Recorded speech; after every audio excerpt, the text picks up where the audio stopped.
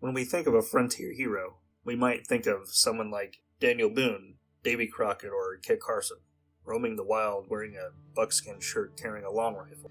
These were hard men, often carving out a legacy through violence. They were often soldiers and great hunters.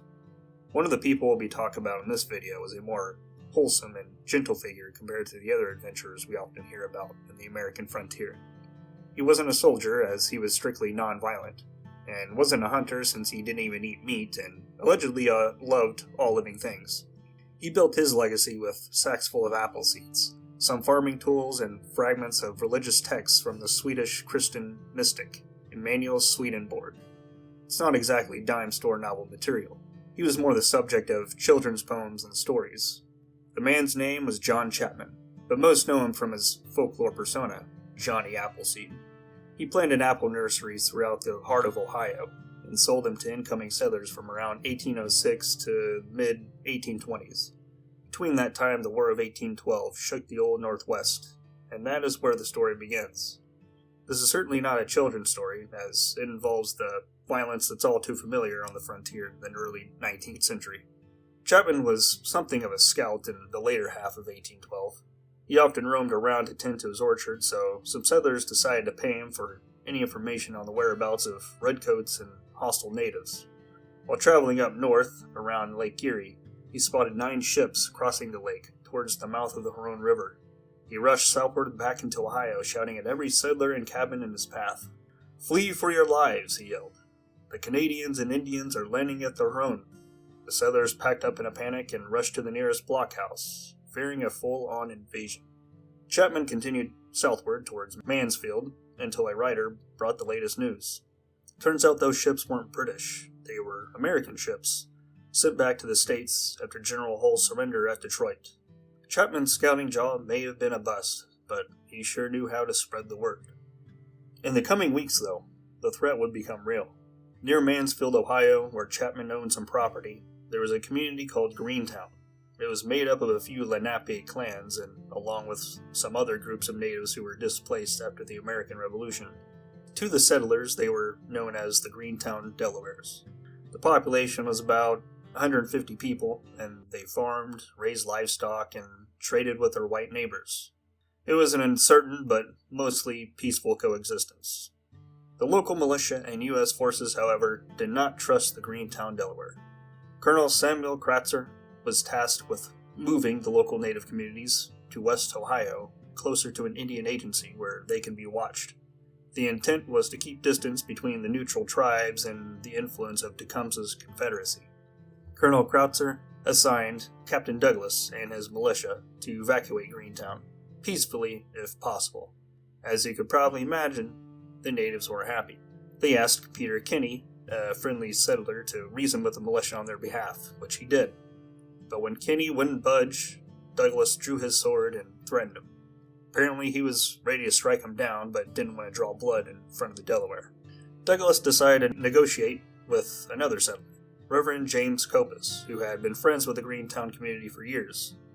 Copus also strongly objected to their removal, saying that they had been neighborly and treated him quite well. Douglas threatened him too. Orders were orders, and if Copus did not cooperate, he would be held for treason. The captain told Copus to use his influence to convince the Greentown natives to leave, and assured him that they would be protected.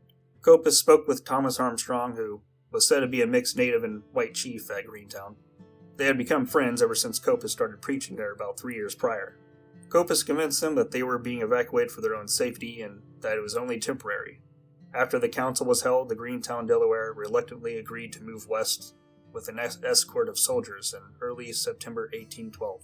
Copus, along with 3 of his sons, were present when the militia herded the inhabitants out of Greentown. When the Delaware and the troops were out of sight, a few militiamen straggled behind and ransacked the village. It's said that they urinated on the floor of the council house and burnt the town to the ground. The Copus family is horrified. From a distance, the Delaware could see the smoke rising above the trees. Many would break off and end their neutrality, stepping onto the warpath. Among the Greentown evacuees was a small family who happened to be in the wrong place at the wrong time. A Wyandotte man named Toby and his 12-year-old daughter happened to be in the neighborhood. They didn't live in Greentown, but were there to visit some friends and possibly do a little trading. The militia likely saw them as just a couple more Indians and rounded them up along with the rest. When they camped south of Mansfield, Toby and his daughter made a run for it. A couple soldiers shot at them and reported the escape. The girl managed to get away, but she was forced to leave behind her father, who was hit and laid bleeding next to a creek. 2 soldiers were sent to search for the fugitives. One of them was an admitted Indian hater who recently lost a brother to an ambush. They came across Toby, who was still alive but fatally wounded. He tried to reason with the soldiers, explaining that he wasn't supposed to be with the Greentown Delaware and that he was a friend to the white settlers. This fell on deaf ears, as he was just another savage to them. One of the soldiers took Toby's tomahawk and buried it into his skull. They then removed his scalp and decapitated him. Witnesses say the soldiers made his scalp into a whiskey sack and passed it around, sharing a drink from their ghastly trophy. The creek where Toby was killed is now known as Toby's Run. After the removal and destruction of Greentown, the Delaware were out for blood. First, they attacked and killed the Zimmer family and their neighbor, Martin Ruffner, who tried to warn them of the war party roaming about. The settlers around Mansfield in a panic took shelter in the blockhouse. Among them was the Copus family. James Copus feared that he was a target. Though he was innocent of deceit, he was guilty by association. He and his family waited in the blockhouse for several days, but didn't hear or see any signs of a war party. Eager to return home and probably just tired of being cramped in a blockhouse, Copus decided it was safe enough to leave. A detachment of 9 soldiers accompanied the Copus family back to their cabin. When they got there, it appeared undisturbed. The soldiers stuck around for the night just in case. The Reverend's daughter, Nancy, claimed she saw a native in the woods but didn't report it, as she was afraid her father would just get angry and accuse her of crying wolf. The next morning on September 15th, 1812, 3 of the soldiers left their rifles leaning against the cabin and went to a nearby spring for a bath. A war party emerged from the woods and war whoops echoed among the trees. Privates George Shipley and John Tedrick were quickly run down and killed. The 3rd soldier, Robert Warnock, was shot as he ran deeper into the woods and later died from his wounds. The war party began pummeling the Copus cabin with musket fire. Reverend Copus grabbed his rifle and opened the front door to return fire, but took a musket ball right through the chest. His wife and daughter helped him to his bed. He encouraged the soldiers to fight on and save his family. An hour later, Reverend James Copus was dead. The soldiers tore planks from the floor and used them to barricade any openings. 2 of the soldiers were wounded, and Nancy Copus was hit in the knee by a musket ball that penetrated the floor, but she survived. The fighting lasted until about 10 in the morning. When the war party got low on ammunition, they pulled out, shooting at the Copus family's sheep on their way out. Now, the timeline of events gets a little hazy here. There was another victim of the Indian attacks named Levi Jones. He was a local shopkeeper who was attacked and scalped close to one of John Chapman's apple orchards. Some say he was targeted because he often sold alcohol to the people of Greentown, which brought all the problems that alcohol tends to bring. In some records, this is the first attack after the removal of the natives. In others, it doesn't happen until a year later in August of 1813. So the situation in Mansfield became desperate. There was still a war party at large, and threat of invasion from the north was still a possibility. There were only a few or no soldiers at all who could defend the settlers. They needed reinforcements, and needed them soon. A meeting was held at the blockhouse. It was decided that a messenger would be sent south to Mount Vernon, almost 30 miles away. They would have to travel overnight, which, with vengeful natives lurking about, who would volunteer for such a task? A soft but confident voice would ring from a group of weary pioneers. "I'll do it," said the voice. It was none other than Appleseed John Chapman. He was barefooted, wearing tattered clothes, and no, he did not have a tin pot on his head. Chapman knew the trails as well as the natives. By most accounts, Chapman seemed to get along with the natives, so if he crossed paths with them, they might let him go, seeing as he was a neutral party.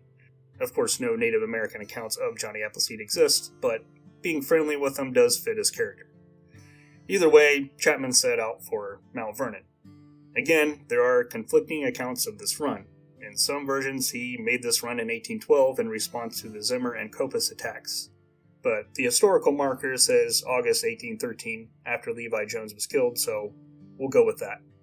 Some say he borrowed a horse and rode through the night like Paul Revere, but Here, both say he ran barefoot because that's just more of a Johnny Appleseed thing to do.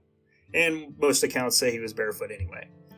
On the trail, he stopped at each cabin he came across and raised the alarm, shouting dramatic and often apocalyptic-like warnings. "Flee! Flee for your lives," he yelled.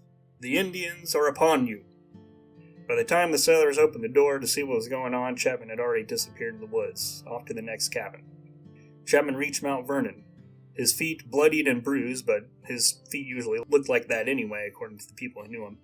He raised the alarm to the militia, exclaiming that the Indians are burning and scalping up in Mansfield.